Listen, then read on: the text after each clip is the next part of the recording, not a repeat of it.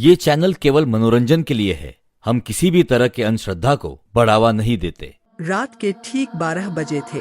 गांव के किनारे बने पुराने हवेली में वर्षों से कोई नहीं रहता था।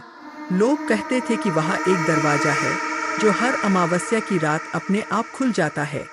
राहुल इन बातों पर विश्वास नहीं करता था। सच जानने के लिए वह कैमरा लेकर हवेली पहुंच गया।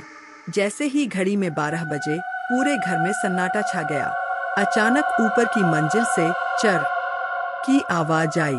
एक पुराना लकड़ी का दरवाजा धीरे धीरे अपने आप खुल गया। राहुल ने कांपते हाथों से कैमरा उठाया और दरवाजे के अंदर देखा। वहां गहरा अंधेरा था, लेकिन कुछ पल बाद 2 लाल चमकती आंखें दिखाई दी। उसने सोचा कोई जानवर होगा, मगर अगले ही पल एक औरत की डरावनी हंसी पूरे कमरे में गूंज उठी। राहुल पीछे हटने लगा, तभी दरवाजा जोर से बंद हो गया। कमरे का तापमान अचानक बर्फ जैसा ठंडा हो गया। दीवारों पर खून जैसे हाथों के निशान उभरने लगे। कैमरे की स्क्रीन अपने आप चालू हुई और उसमें राहुल के पीछे एक सफेद साड़ी पहने भूत दिखाई दे रही थी। राहुल ने घबराकर पीछे देखा, लेकिन वहां कोई नहीं था। फिर स्क्रीन पर वही भूत मुस्कुरा रही थी। उसने धीरे धीरे अपना हाथ कैमरे से बाहर निकालना शुरू कर दिया। राहुल की चीख निकल गई।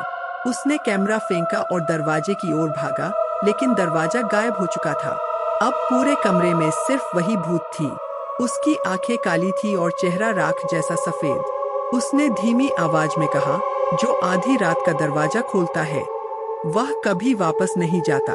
अगली सुबह गांव वालों को हवेली के बाहर सिर्फ राहुल का टूटा हुआ कैमरा मिला। कैमरे की आखिरी रिकॉर्डिंग में राहुल कहीं दिखाई नहीं दे रहा था। बस वही दरवाजा धीरे धीरे बंद हो रहा था और उसके पीछे से एक नई आवाज आई, अगला शिकार कौन? उस दिन के बाद हर अमावस्या की रात हवेली का वह दरवाजा फिर अपने आप खुलने लगा। गांव के लोग आज भी उस रास्ते से नहीं गुजरते, क्योंकि कहते हैं कि अगर किसी ने आधी रात उस दरवाजे के अंदर झांक लिया तो उसकी परछाई तो लौट आती है, लेकिन वह इंसान कभी वापस नहीं आता।